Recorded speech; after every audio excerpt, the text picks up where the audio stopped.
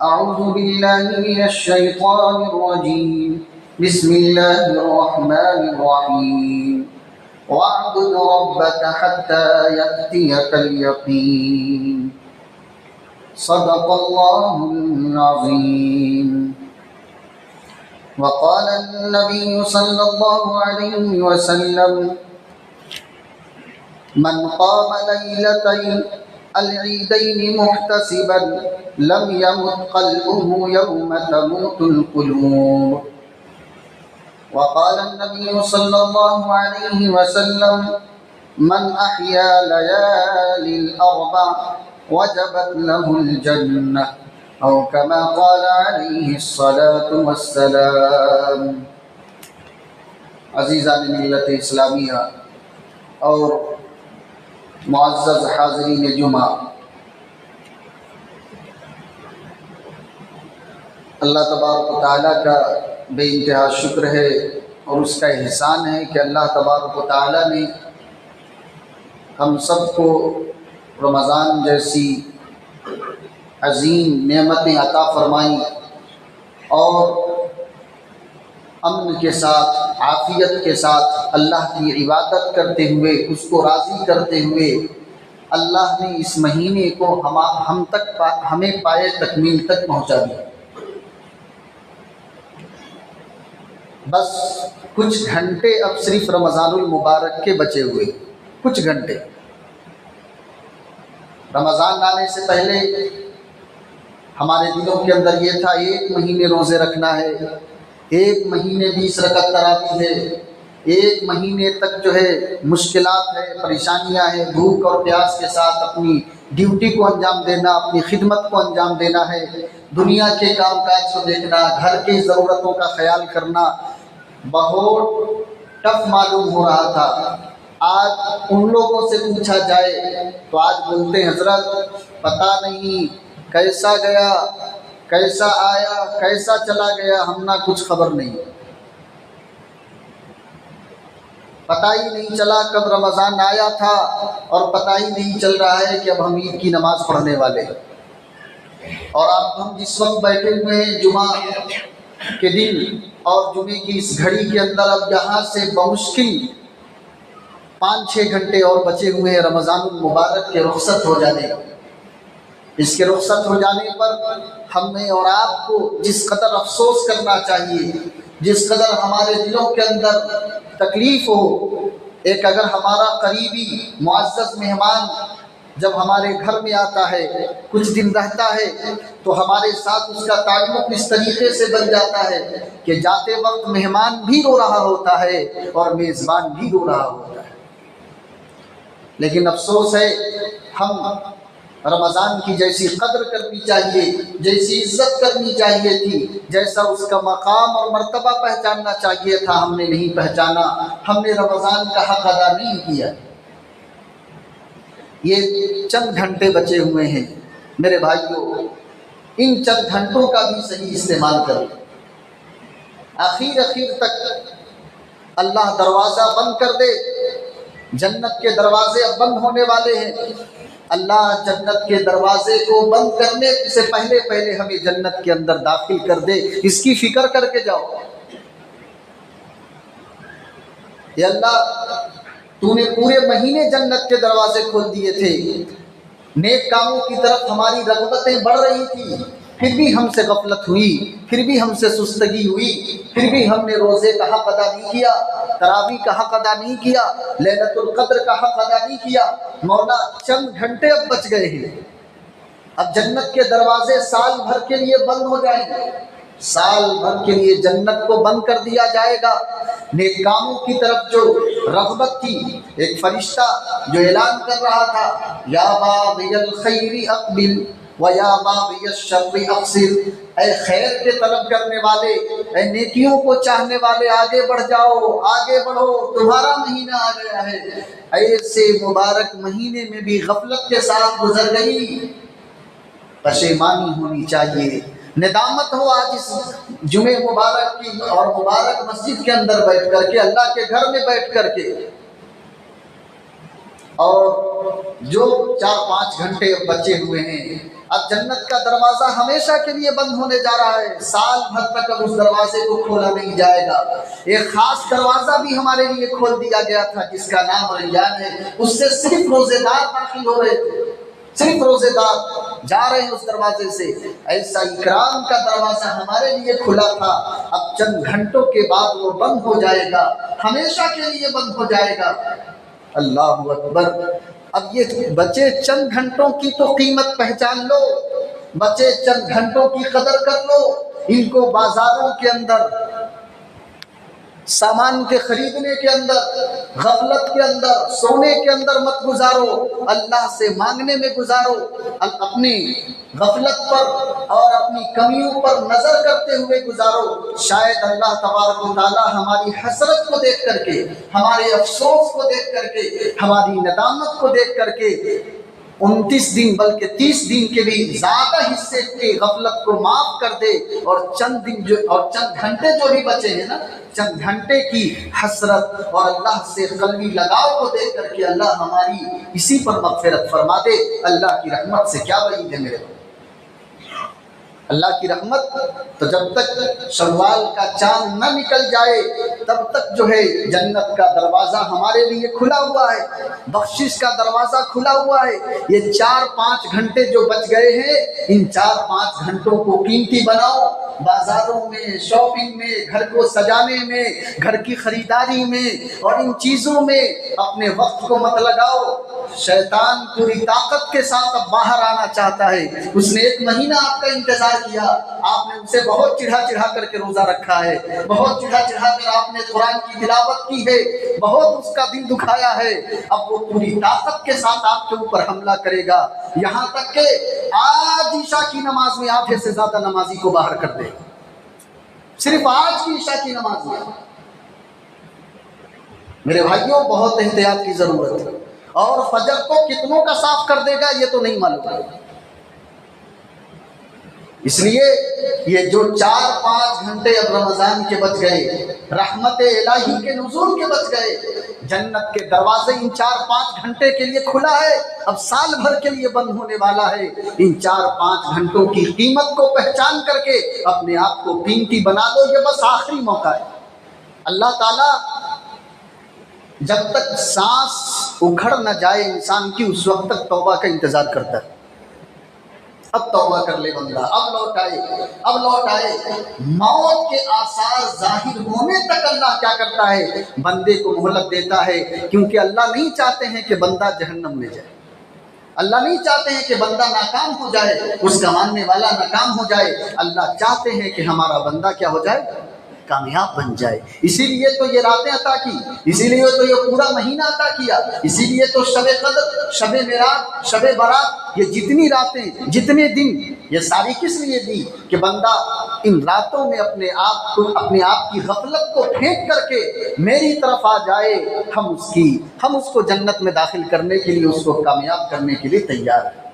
लिहाजा बुनियादी बात है कि ये जो 4-5 घंटे रमज़ान के बच गए हैं, इसको कीमती बनाओ। इसको क्या बनाएंगे, कीमती। अब इसमें से हाथ उठाओ भाई, कौन कौन पूरे वक्त जो है 5 घंटे बाजार में रहेगा, कौन है? माशाअल्लाह हमारे दोस्त भाई। मेरे भाइयों, 4-5 घंटे बच्चे, इसको वसूल कर लो। खैर, आज की इस जुमा के अंदर जो चंद बातें बयान करनी हो ईद उल फित्र के हवाले से।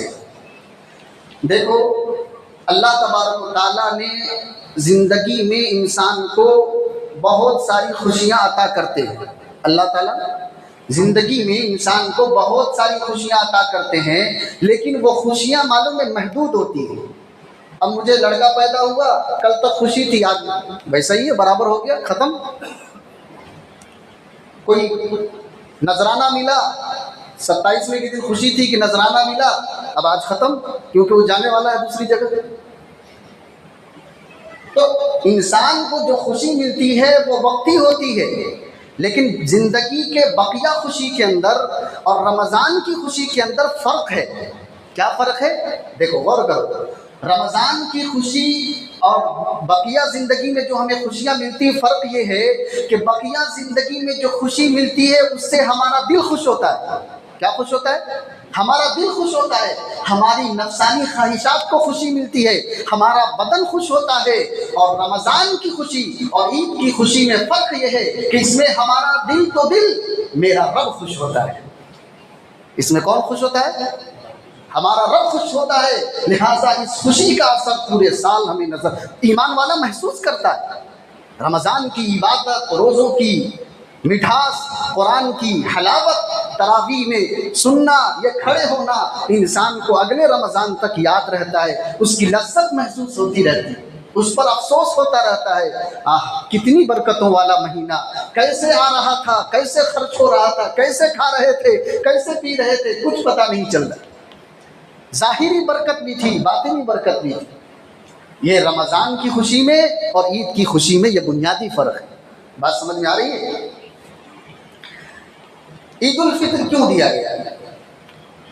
सवाल है, ईद उल फित्र आपको और हमको क्यों मिला? देखो, ईद के साथ आप क्या बढ़ाते हैं? फित्र। ईद के साथ क्या बढ़ाते हैं? फित्र। सिर्फ ईद नहीं बोलते हैं आप, ईद उल फित्र कहते हैं। इसी तरह ईद के साथ ईद उल जुहा कहते हैं या बकर ईद कहते हैं। कहते कि नहीं कहते भाई? कहते हैं ना। क्यों? क्योंकि इसमें सिर्फ हमारी खुशी नहीं है, इसमें पूरे माशरे की खुशी है, इसमें गरीबों की खुशी है नहीं कि हम ईद है हमारी लेकिन फितरा निकालते हैं, ईद है हमारी लेकिन कुर्बानी का गोश्त गरीबों में पहुंचाते हैं, है कि नहीं? तो ईद हमें क्यों अता किया गया? ईद इसलिए अता किया गया कि हम नए कपड़े बनवाए, अच्छे फैशन वाले कपड़े खरीदे। क्या है भाई? इसीलिए ईद मिला है। दाढ़ी और बाल बनवाया जाए, उम्दा परफ्यूम इस्तेमाल किया जाए, नए कपड़े जो है एकदम अच्छे से अच्छे ज़ेबतन किए जाए, फैशन वाले किए जाए। क्या ईद इसलिए दिया गया?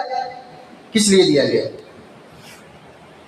ईद अल्लाह तबारक व तआला ने इसलिए दिया है कि हम अल्लाह तबारक व तआला के जो अहकाम पूरा किए ना, रोज़ा रखा है, नमाजें पढ़ी है, तरावी का एहतमाम किया है, कुरान की तिलावत की है, जिक्र किया, इस्तिग़फ़ार किया, ये जो सारी इबादतें अल्लाह को राज़ी करने के लिए किया है, अल्लाह ने बतौर इनाम के उस एक महीने की इबादत पर हमें क्या दिया?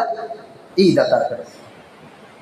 गोया के हमारी खुशी उसी वक्त है जब हमसे हमारा रब राज़ी हो जाए। हमारी खुशी उसी वक्त है जब हमसे हमारा रब राज़ी हो जाए। बात समझ में आ रही है? ईद किस लिए दिया गया आपको? तो भाई किस लिए मिला ईद? अल्लाह की अहकाम की तामील की खुशी में, है नहीं? इसलिए मिला ना। वो इधर से एक साथ करें सेवई खाने के लिए मिला, शीर खुरमा खाने के वास्ते, वो सब तो खुशी है एक तरफ, लेकिन हकीकी खुशी ये है कि हम और आप अल्लाह के अहकाम की तकमील करें, अल्लाह की इबादत की, अल्लाह को राज़ी करने की कोशिश की है। इसकी खुशी में क्या है? अल्लाह ने हमें ईद जैसा दिन अता किया, ईद जैसा इनाम अता किया अल्लाह। और ये इनाम ईद के दिन के लिए ख़ास नहीं है। अल्लाह तबारक व तआला आज की रात से इनाम देना शुरू कर देते हैं। इसी को लैलतुल जायज़ा कहा जाता है। क्या कहा जाता है? लैलतुल जायज़ा, इनाम देने की रात। कौन सी रात? इनाम देने की रात। ये इनाम हासिल करने की रात है। अल्लाह के नबी अलैहिस्सलातु वस्सलाम फरमाते हैं, मन क़ाम लैलतै अल-ईदैनि मुहतसिबन लम यमुत क़ल्बुहु यौम तमूतुल क़ुलूब। अल्लाह के नबी अलैहिस्सलातु वस्सलाम फरमाते हैं कि जो शख्स ईदैन की रातों में, यानी ईद उल फित्र और ईद उल अज़हा की रातों में सवाब की नीयत के साथ अल्लाह तबारक व तआला की इबादत करे, तो अल्लाह तबारक व तआला उसके दिल को जिंदा रखेंगे जिस दिन तमाम इंसान के दिल मुर्दा बन जाएंगे। क़यामत के दिन जब इंसान के दिल जो है मुर्दा बन जाएंगे, ऐसे दिन के अंदर अगर किसी का दिल जिंदा होगा तो वो आज की रात को भी अल्लाह की इबादत की रात बना ले, अल्लाह से मांगने की रात बना ले, अल्लाह से लेने की रात बना ले, अल्लाह को राजी करने की रात बना ले। अल्लाह ताला उस दिन भी इसके दिल को मरने नहीं देंगे, इसका दिल भी उस दिन जिंदा रहेगा। और अल्लाह के नबी अलैहिस्सलातु वस्सलाम ने एक दूसरी हदीस में फरमाया, हज़रत मुआज़ इब्न जबल रज़ी अल्लाह अन्हु इस हदीस के रावी हैं। अल्लाह के नबी अलैहिस्सलातु वस्सलाम फरमाते हैं, मन अहया लयाली अरबा, जिसने 4 रातों को जिंदा किया, 4 रातों में अल्लाह की इबादत की, वजबत लहुल जन्नत, अल्लाह तबारक व तआला उसके लिए जन्नत को वाजिब फरमा देते हैं। 4 रातें कौन कौन सी? लैलतुल तरबिया 8 ज़िलहिज्जे की रात, दूसरा व लैलतु अरफा 9 ज़िलहिज्जे की रात, और तीसरा व लैलतुन नहर 10 ज़िलहिज्जे की रात, व लैलतुल फित्री और ईदुल फित्र की रात। 4 रातों को अल्लाह को मनाने में, अल्लाह से लेने में लगाओ, जन्नत की गारंटी अल्लाह के हबीब अता कर रहे हैं। जन्नत चाहिए तो आज की चांद रात बाजार में नहीं, मस्जिद में ले आओ। आज की रात मोबाइल में, टीवियों पर फुजूल बाहर में गुफ्तगू करते हुए नहीं, अल्लाह के घर में अल्लाह से गुफ्तगू करते हुए अपना ताल्लुक जोड़ लो। अल्लाह जन्नत अता करने वाले हैं। आज एक बार मजदूर जो है मजदूरी करता है और उसके बाद उसका जिस दिन दरमा मिलने वाला होता है उस दिन गायब हो जाएगा। क्या होगा उसका? अरे वो 6 दिन मजदूरी करता है कि वो 7वें दिन का इंतजार करता है। इसीलिए ना जिस दिन उसको मिलने वाला होता है आधा घंटा पहले पहुंचता है, एहतमाम करता है उसका। और हम और आप 1 महीने तक अल्लाह की इबादत करके आज की रात में गायब है। मजदूरी मिलने वाली है, अल्लाह इनाम देने वाले हैं, फरिश्तों के जरिए से मग़फ़िरत का ऐलान होने वाला है, फरिश्ते हमारी दुआओं पर आमीन कहने वाले हैं, और हम यहाँ से गायब हो गए। हमारा कहाँ है? बाजार में है, हमारी औरतें बाजार में है। हमें मुसल्ले पर होनी चाहिए, हमारी औरतों को मुसल्ले पर होनी चाहिए थी, वो औरतें बाजारों में। रमज़ान से पहले उलमा चीख करके कह रहे हैं कि अपनी तैयारी रमज़ान की रमज़ान से पहले कर लो। इस रमज़ान को बाजार की जीनत मत बनने दो। हमारे काम पर जूं तक नहीं रेंग रहा है, क्योंकि हमें तो बस अपनी ख्वाहिशात, अपनी डिज़ायर से हमें मतलब है। ऐसा मत करोगे तो भाई। ईद की तैयारी क्या है? ईद की तैयारी क्या है? ईद की तैयारी ये है जो हमारे यहाँ मुतारफ है। हम और आप जानते हैं कि अगर ईद बोले तो क्या करना, तो हम और आप क्या करेंगे? सबसे पहले उठेंगे, जल्दी से दाढ़ी और बाल सेट कराएंगे। यही तो है पहला काम। एतकाफ वाले भी इंतज़ार कर रहे हैं कि कब जो है चांद की खबर मिले कि हम सैलून में घुस जाए। यही इंतज़ार है सारे लोग, कब से इंतज़ार कर रहे हैं कि बस उस रात को जो है नाई को छुट्टी नहीं देने का है, रात भर उनसे काम करवाने का है। यह है। दूसरा क्या है? घर को सजाने का है, घर में ज़रूरत खाने पीने के सामान ला कर भरने का है। कोई तो भी सेवई ला रहा, गोश्त लेकर के आ रहा है, क्या बोले तो वो लेकर के आ रहा है। घर के अंदर सिर्फ इन चीज़ों में लगा हुआ है। कपड़े बने कि नहीं बने, घर की औरतें तो अब तक 50 मरतबा देख चुकी होंगी उस कपड़े को, 10 से ज़्यादा मरतबा तो उसको पहन लिया होगा, क्योंकि उनके नज़र में ईद बस इसी का नाम है। लिहाजा वो यही कर रहे हैं, और उनकी खुशियाँ इसी तक महदूद है। यही ईद है उनके लिए।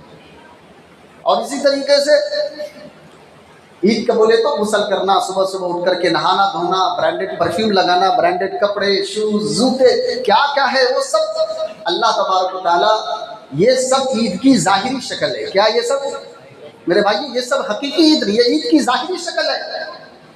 हकीकी ईद क्या है?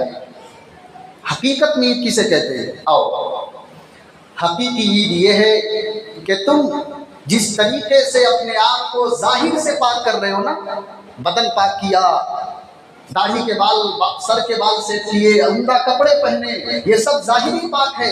अल्लाह कह रहे हैं जिस तरीके से तुमने ईद पर अपने जाहिर को पाक किया है, अपने बातिन को पाक करो, अपने दिल को पाक करो, कीना से पाक करो, हसद से पाक करो, बुग़्ज़ से पाक करो, अदावत से पाक करो, आपस की दुश्मनी से अपने दिल को पाक करो, नफरत से पाक करो, मोहब्बत पैदा करो इस दिल के अंदर, एक दूसरे के लिए एहतराम का जज्बा पैदा करो, रिश्तेदारियों को जोड़ने की जो है फिक्र पैदा करो। ये हकीकी।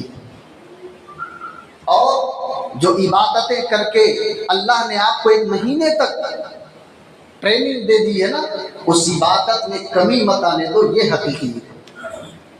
ऐसा नहीं कि बस ईशा की नमाज में आधी से ज़्यादा मस्जिद की आबादी गायब, फजर बिल्कुल साफ। जी, ऐसा नहीं होना चाहिए। हकीकी ईद ये नहीं है। ईद उल फित्र के दिन क्या करना चाहिए? सवाल होता है ईद उल फित्र के दिन हम क्या करें? तो ईद उल फित्र के दिन सबसे पहला ये है कि आप सुबह में जल्दी उठने की कोशिश करें। बेहतर ये है कि जिस तरीके से रमज़ान में तहज्जुद में आप बेदार हो रहे थे, आज की रात में भी तहज्जुद के लिए बेदार हों।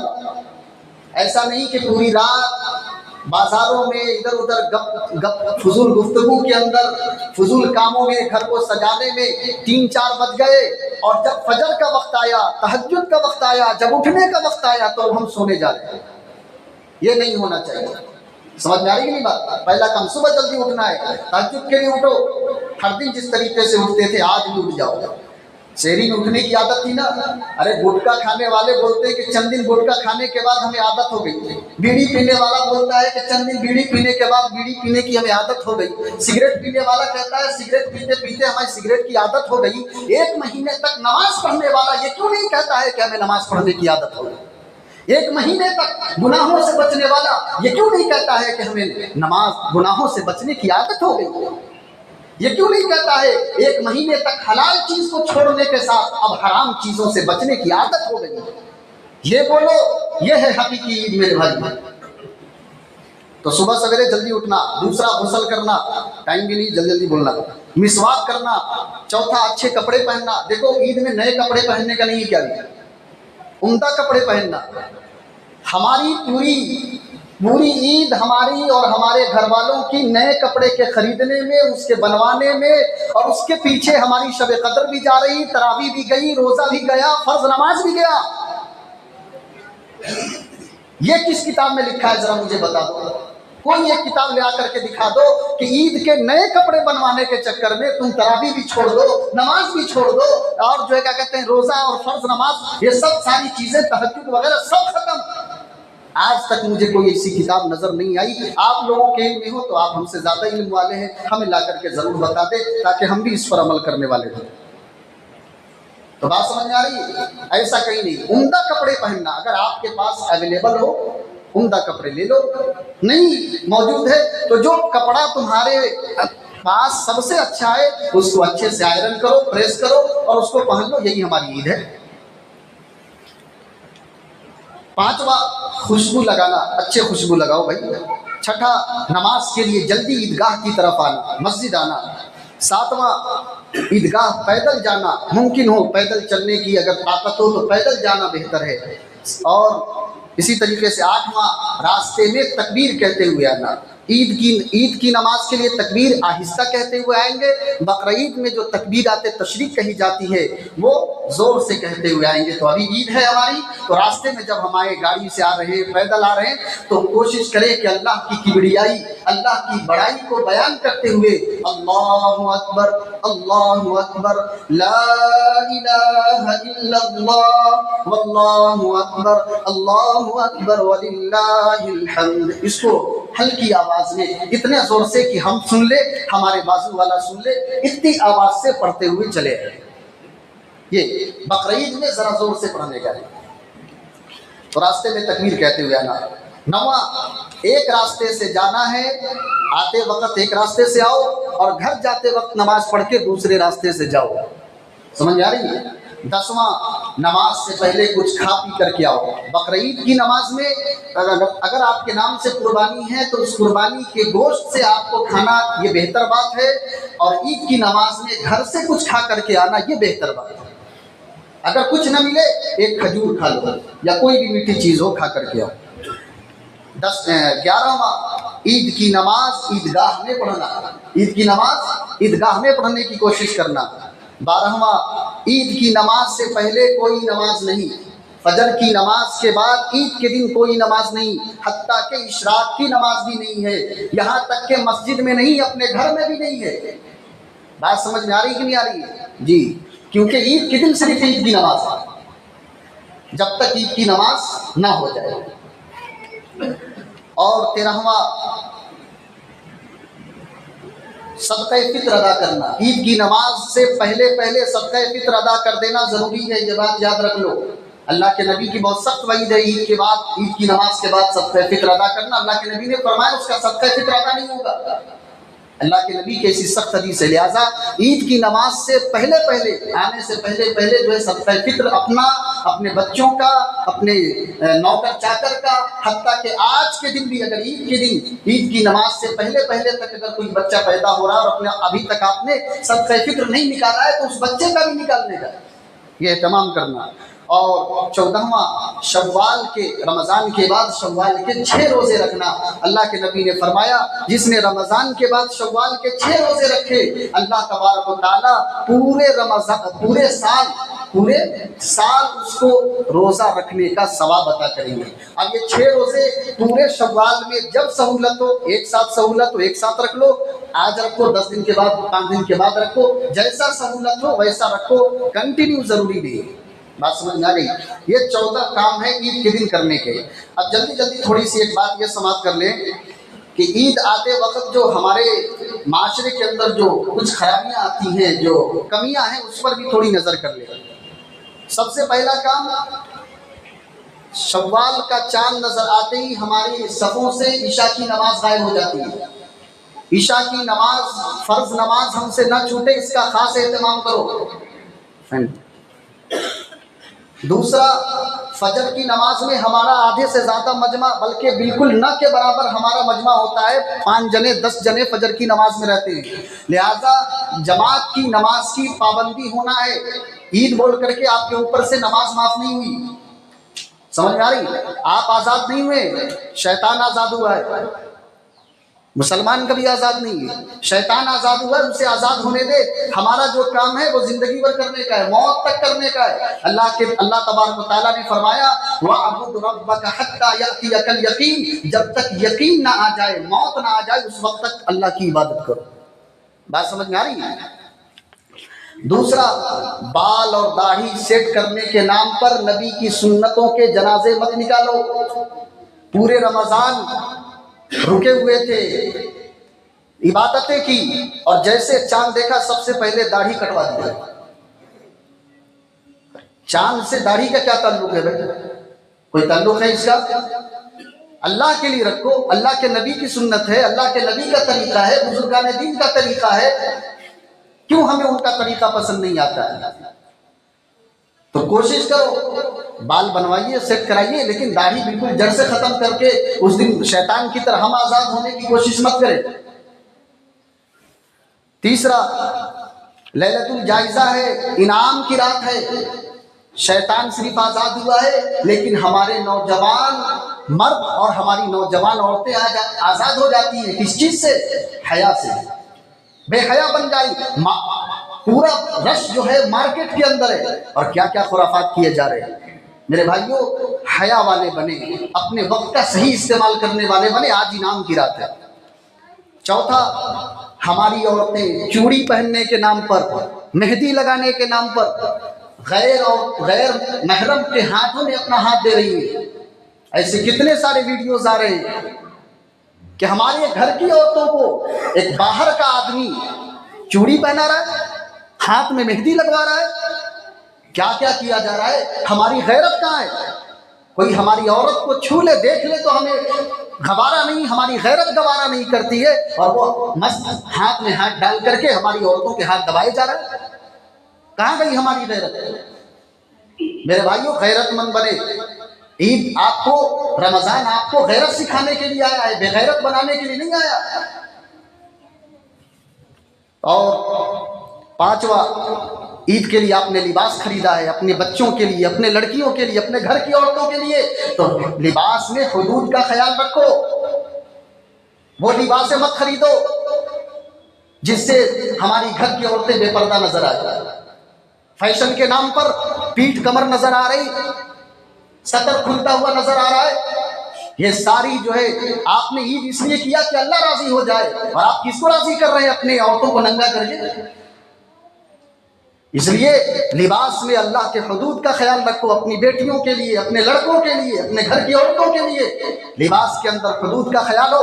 अच्छे से अच्छा लिबास पहनाओ, कीमती से कीमती लिबास पहनाओ। शरीयत इससे मना नहीं करती है, लेकिन शरीयत इससे जरूर मना करती है कि आप जो है बेगैरती का लिबास पहनाएं, उसको बेहयाई का लिबास दे, उसके पास जो है बेपर्दगी का लिबास हो। शरीयत इसको पसंद नहीं करती है मेरे भाई, याद रखना।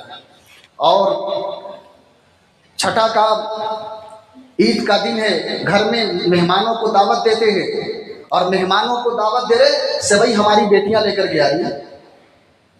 मेहमान की जियाफत हमारे घर की औरतें कर रही हैं। कहाँ गए आप मर्द हैं या मर्द के नाम पर कलंक है? अरे बीवी आपकी है, बेटी आपकी है, उसकी नहीं है। वह आपकी बीवी को आपकी बीवी नहीं समझेगा, वो आपकी बेटी को अपनी बेटी नहीं समझता है। शरीयत ने औरत के लिए सिर्फ 4 रिश्ते को जायज रखा है, बाप, बेटा, शौहर और भाई। इसके अलावा हर रिश्ते औरत के लिए खतरनाक है। एक बात याद रख लो, चाहे कितना बड़ा पीर क्यों ना तुम्हारे घर में आ जाए, कितना बड़ा अल्लामा क्यों नहीं तुम्हारे घर में आ जाए, अपने घर की औरतों से उनकी खिदमत कराना ये हराम है मेरे भाइयों, याद रख लो। खुद कर सकते हो तो घर में दावत दो, अपने दोस्तों को बुलाओ, अपने रिश्तेदारों को बुलाओ, जिसको बुलाना है बुलाओ, शरीयत मना नहीं करती है। लेकिन दावत दे करके अपनी बेटियों से चाय पेश करवा रहे, अपनी तुम्हारी बीवी जो है मीठा ले करके दे रही है, उनके साथ फ्रेंकली हो रही है, उनके साथ जो है खूब गुफ्तगू कर रही है, ये किसी दर्जे इस्लाम के अंदर जायज नहीं है, ये बात याद रखना। इसलिए एहतियात करो, ईद के नाम पर ये सारे ड्रामेबाजी बंद करो। मजहब इस्लाम के अंदर ऐसे किसी भी बेहयाई का कोई तस्वुर नहीं है। और एक आखिरी बात, बाज़ अहबाब जो है एक वीडियो मुझे भेज रहे हैं जिसमें उलमाए किराम ये फरमा रहे हैं कि ईद की नमाज ईदगाह में पढ़नी चाहिए। यकीनन हमको ईदगाह में नमाज पढ़ने से कोई तकलीफ नहीं है, ईद की नमाज ईदगाह में ही पढ़नी चाहिए, लेकिन वो तब है जब ईदगाह आपकी हो, पढ़ाने वाला सही हो, पढ़ाने वाले को कुरान पढ़ना आता हो, पढ़ाने वाले को सही से नमाज के बारे में मालूमात हो, उसका अकीदा वो आपको मुसलमान समझता हो।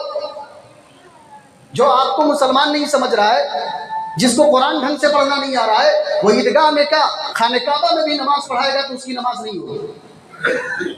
बात समझ में आ रही कि नहीं आ रही?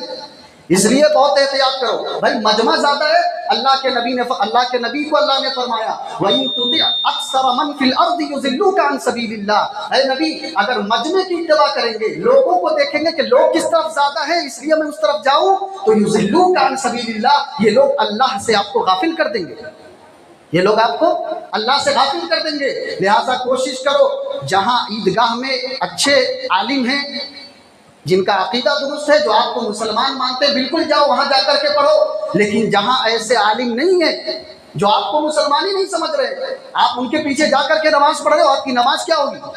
आप तो नमाज में इक्तिदा करते हैं, मैंने इस इमाम के पीछे नमाज की नियत की, और वो इमाम आपको मुसलमान ही नहीं समझ रहा, कैसे इक्तिदा होगी आपकी?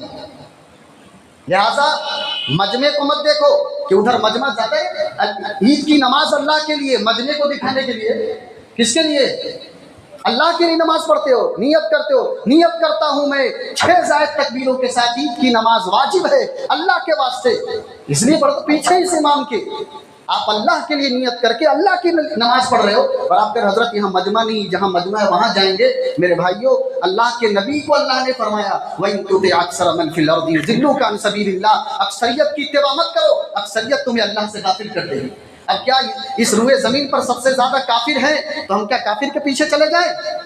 इस रुए जमीन पर सबसे ज्यादा नमाज छोड़ने वाले मौजूद हैं मुसलमानों में, तो क्या हम नमाज छोड़ने वालों के साथ हो जाएं?